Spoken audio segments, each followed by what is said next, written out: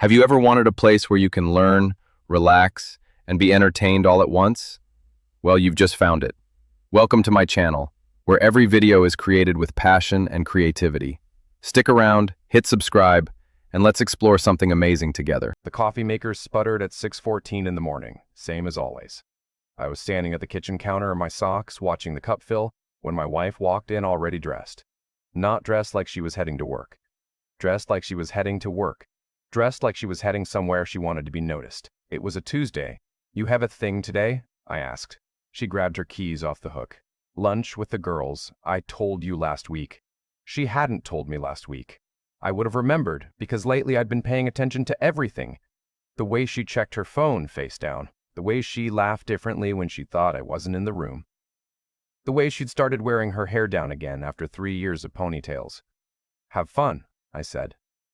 She left without kissing me goodbye. I stood there with my coffee and watched her car back out of the driveway and thought, something is wrong.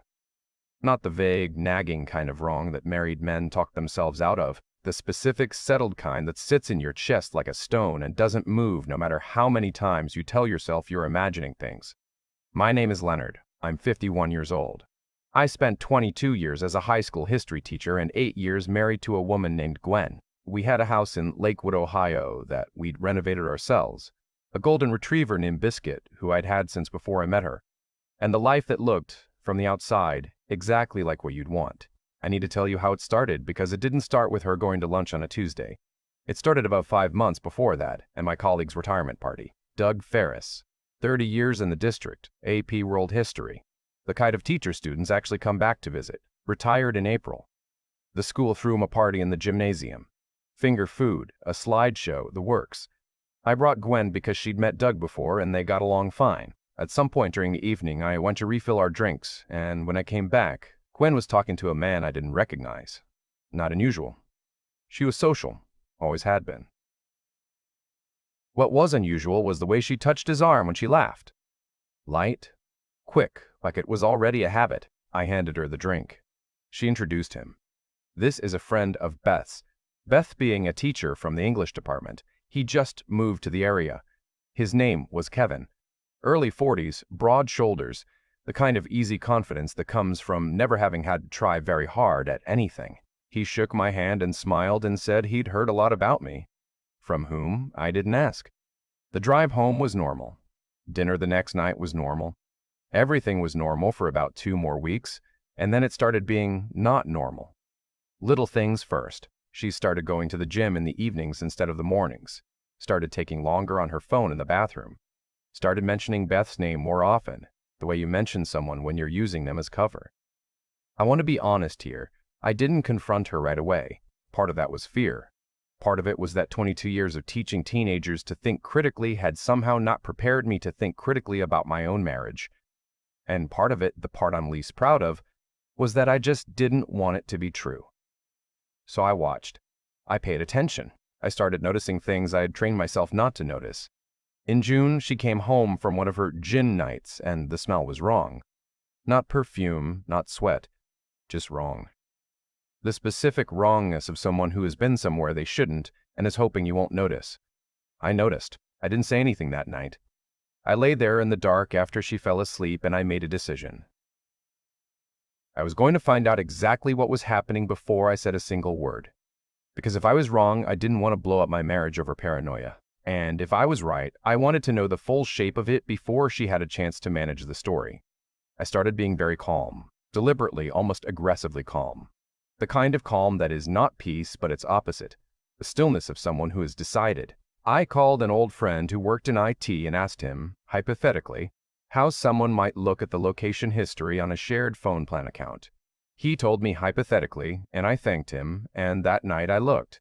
The gym she'd been going to is on the east side of town. The location history put her phone on 3 separate Tuesday and Thursday evenings at an address 12 blocks away from that gym.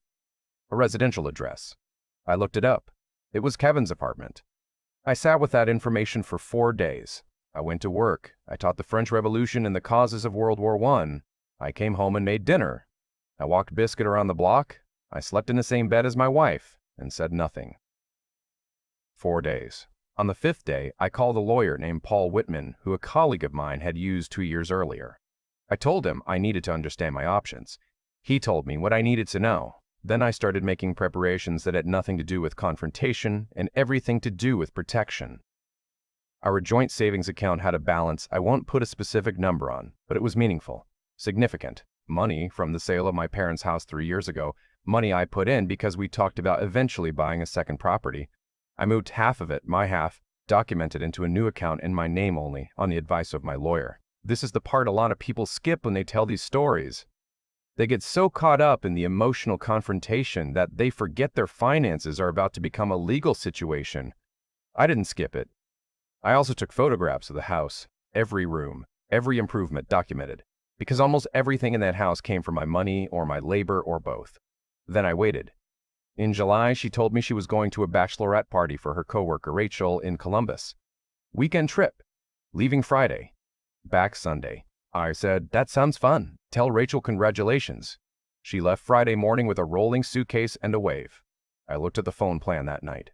Her phone spent Friday night and Saturday in Lakewood, not Columbus, in a neighborhood about 2 miles from our house, Kevin's neighborhood. Sunday afternoon, she came home with a tan she hadn't had Friday morning, a receipt from a Columbus restaurant in her purse, the kind of receipt you keep specifically so you can produce it if asked, and a story about the hotel bar that she told with slightly too much detail. I said, "Sounds like a great trip." She said it really was. I said, "I'm glad you had fun." And then I went to take Biscuit for a walk, and I sat down on the bench at the end of our street, and I let myself feel it for exactly as long as the walk lasted. The grief and the fury and the specific heartbreak of being lied to by someone who knows you well enough to know exactly how to do it. I let myself feel all of it. Then I walked home and I was calm again. I had one more thing to do before I was ready. I called my brother-in-law, Gwen's younger brother, who I'd stayed close with over the years, who I liked genuinely and didn't want to lose. I told him what I'd found. Not everything, just enough. I told him I was going to be addressing it soon, and I wanted him to hear it from me first, not from her version of events. He was quiet for a long time. Then he said, "How long?" I said I wasn't sure, at least 5 months. He said, "I'm sorry, Len. I really am." He didn't defend her. He didn't ask me what I might have done to cause it. He just said he was sorry and that he'd be around. That meant something to me. It still does. On a Saturday morning in late July, I asked Gwen if she wanted to go out for breakfast. She seemed surprised. We hadn't done that in a while. She said, "Sure," and we went to this diner on Clifton Boulevard we used to go to when we were first married. We got the same booth we always got. The waitress who'd been there since 2004 brought us coffee without being asked. We ordered. We talked about nothing for a few minutes. Then I put my phone on the table between us. On the screen was a map with location history. 3 different Tuesday and Thursday evenings. An address on the east side. Kevin's name on the property record. She looked at it. I said, "I've known since June." She didn't try to explain it away. I'll give her that. She didn't tell me I was misreading the situation or that Kevin was just a friend or any of the things I'd half expected. She looked at the phone and then she looked at me and she said, "How are you this calm?" I said, "Because I've had 2 months to get here." She started to cry. Not the performative kind. Real crying, the kind that means someone is realizing the full weight of what they've done. I didn't comfort her. I didn't hand her a napkin. I waited until she could talk. "How long?" I asked. "Since May," she said. "The party." So it started the night of Doug's retirement party. I thought about that. About Doug, who'd spent 30 years building something and was now enjoying the fruits of it, and the irony of his celebration being the night mine started to unravel. "Is it serious?" I asked. She hesitated, which was its own answer. "Gwen," I said. "I don't know," she said. "I don't know," she said. I think I have feelings for him." I'm sorry. I know that's worse." It was worse, but it was also useful, because it meant this wasn't a mistake she was desperate to undo. It meant we were past the point of reconciliation conversations and couples therapy and the long, painful process of rebuilding. She'd already made her choice. She just hadn't said it out loud yet. I said, "Okay." She looked at me. "Okay? I've talked to a lawyer. I want to be fair, but I want to be clear about what's mine." The house was the central issue. We'd bought it together, but the down payment, 60% of it, had come from the proceeds of my parents' estate. I had documentation for all of it. My lawyer had been clear. With proper documentation, what you bring in is protectable. She said, I don't want this to be ugly. I said, it doesn't have to be. But I'm not giving away what's mine to keep things comfortable. The house gets sold, or I buy you out at a fair valuation of your contribution. I'm not handing you an asset you didn't build. She flinched. I think she'd expected me to be so devastated that she'd be able to shape the terms. That's the calculation people make when they do this. They assume the betrayed party will be too emotional to think clearly. 2 months of preparation had removed that option. I have everything documented, I said. My lawyer has copies. This doesn't have to be a fight, but it will be accurate. We left the diner without finishing breakfast. She took her coffee. I paid the check like I always did. Over the next 6 weeks, the lawyers did what lawyers do. She had a cousin who was an attorney, which I'd expected. There were some back-and-forth letters, some posturing, some moments that almost turned ugly.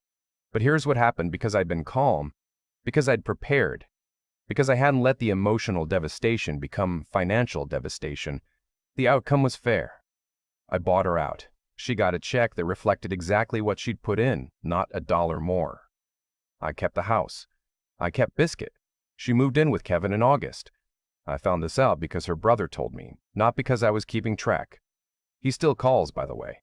We meet for lunch every few weeks. He asked me once how I'd managed to stay so composed through all of it. I told him I'd had a good teacher. He looked confused, and I said, 30 years of history. You learn that everything passes, even the things that feel like they're going to end you. I'm not going to tell you I'm fine. It's November now, and some mornings I make coffee and stand at the kitchen counter and the house is quiet in a way that still catches me off guard. Biscuit is good company. Old friends have been better than I expected. My therapist, who I started seeing in August and who I recommend to everyone, says I'm processing it in a healthy way, which I think is professional language for you're sad but you're not broken. I'm not broken. There are things I wish I'd done differently. I wish I had paid attention earlier, not to her phone or her schedule, but to the distance that had been growing between us for probably longer than 5 months. I wish I'd named it when I first felt it. I wish we'd had the hard conversation before it became the catastrophic one. But I also know that you can't force someone to choose you. You can be present, you can be honest, you can do everything right, and some people will still look elsewhere. That's not a reflection of your worth. It's a reflection of theirs. What I know now more clearly than I knew it before, the most important thing you can do in a crisis is not lose yourself in it. Keep your head.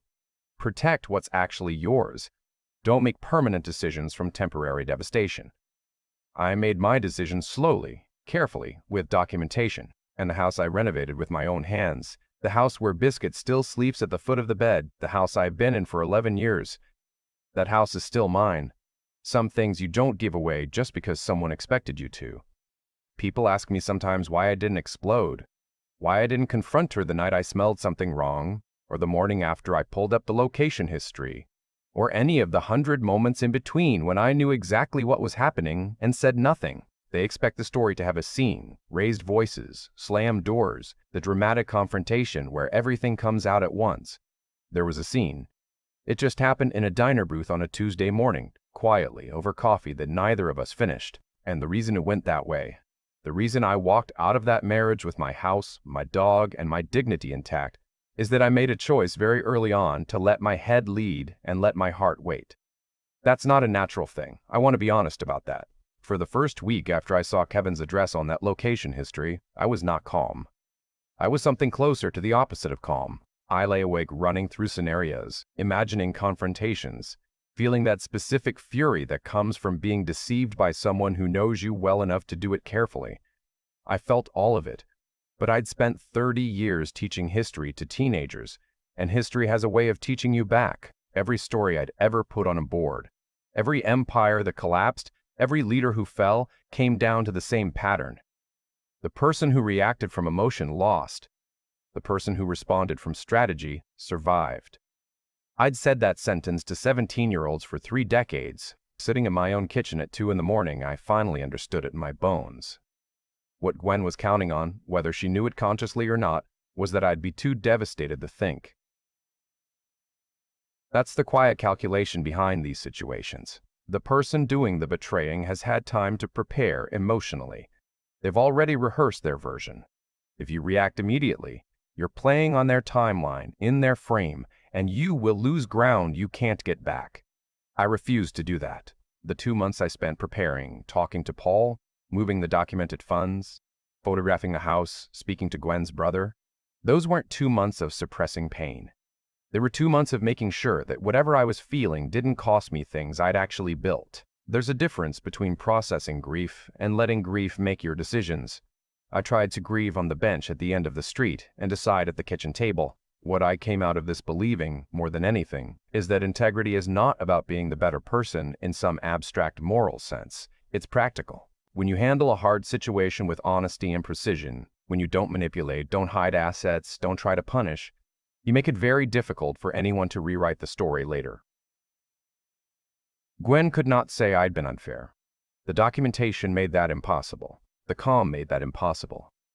I gave her no ammunition because I had no interest in being anything other than exactly what I actually was. That is its own kind of strength. Not the loud kind, the kind that holds up. I still have mornings that are harder than others. Biscuit is getting older and he sleeps more than he used to. The house is quiet in ways that sometimes catch me. But it is my house. And I am, slowly, someone who came through something difficult without becoming someone I don't recognize. That's what I'd want anyone to take from this. Not be strategic as some cold prescription, but understand that your clearest thinking is also your most powerful response. The situation will try to make you small and reactive and desperate. The most meaningful thing you can do is refuse.